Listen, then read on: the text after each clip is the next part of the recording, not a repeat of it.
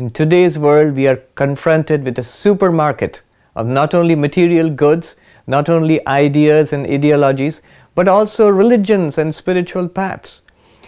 Now, one way of looking at all of these spiritual paths is through the faculties that we have.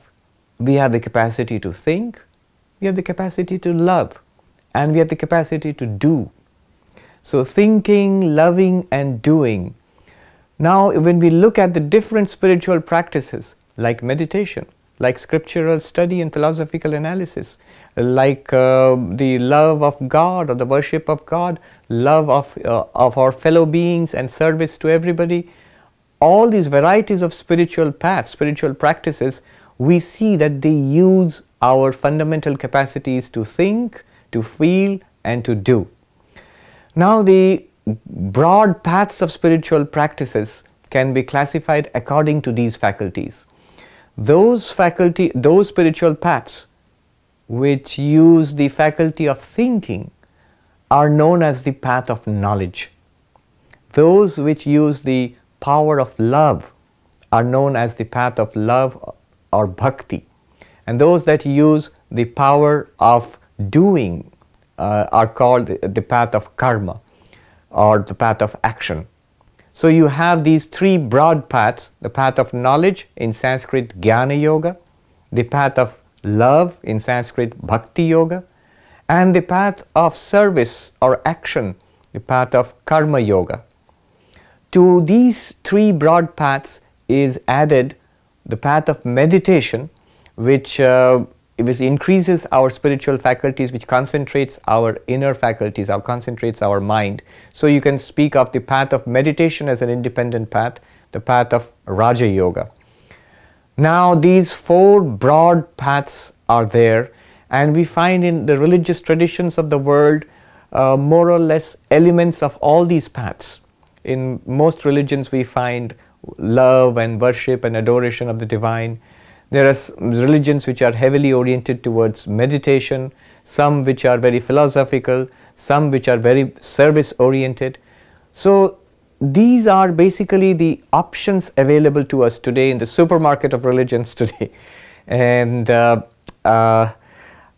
it depends to a great deal on our own proclivities, on our own inclinations.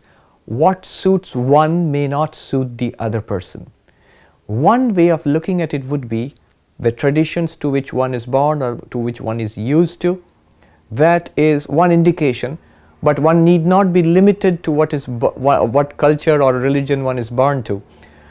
Swami Vivekananda famously said, "No one is born into a religion, every man has a religion within him." So there is a certain, what it means is, we have certain unique tendencies, each of us is different. And so we have unique tendencies, capabilities, and needs. In fact, a good way of seeing whether a particular religious practice, spiritual practice suits one is that when we are doing it, when we start doing it in right earnest, does it make us feel more alive? Does it give us joy? Can we sustain it? Or does it quickly become mechanical, or we quickly lose interest in it? So that is one indication. Now, this does not mean that if we find the going hard in any spiritual path, if one does it seriously, very soon it becomes hard, it becomes difficult, because we are working on ourselves after all. The greatest task of all is to transform ourselves. So it will get hard, and at that time one should not think that, oh, this is difficult, it's boring, it's mechanical, and it's not for me. At that time one has to stick it out, one has to keep on practicing.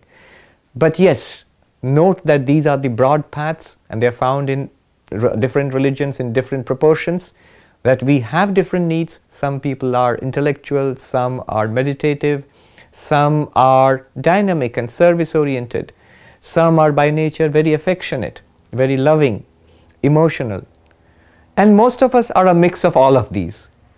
So Swami Vivekananda famously suggested that we should harmonize all these paths in our spiritual practice. That is, we must know philosophy, and we must use our thought processes to understand what is it that we are trying to achieve. We must love and adore God if if one is theistic by inclination, or at least find the divine in all beings and love them in that way. And one must be meditative, introspective, and of course one must express spirituality as service. So all elements in different proportions can indeed be very profitably combined in our spiritual practice.